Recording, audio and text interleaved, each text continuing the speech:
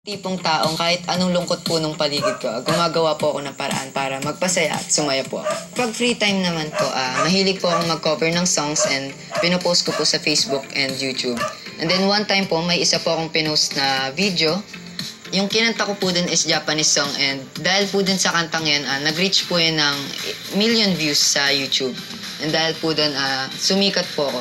Sumali po ako sa The Voice Teens, hindi lang po para sa akin, kundi para na rin po sa parents ko.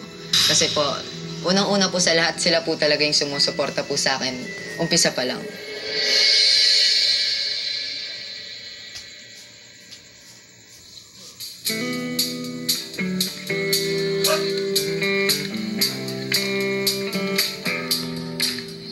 It's been raining in Manila, hindi ka ba nilalamig? It's been raining in Manila, hindi ka ba nilalamig?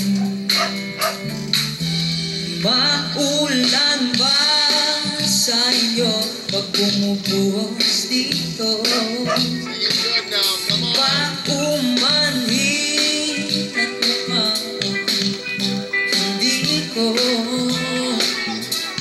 masasabayan ng lumipat sa pagngiti at sa paglipad at pagbagsak ng araw-araw. Sa pagpikit na lang kita matititigan sa mata, sa panaginip lang magpapaligaw. Kamusta ka na kahit wag nang sagutin? Di ba nawala ang kintab ng bituin? Sana ganun ka nga pa rin.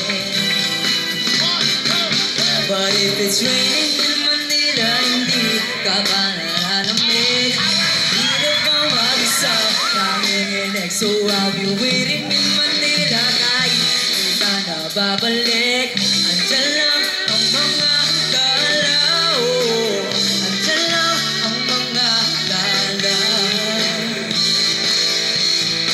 sa ang mga sulok ng mundo.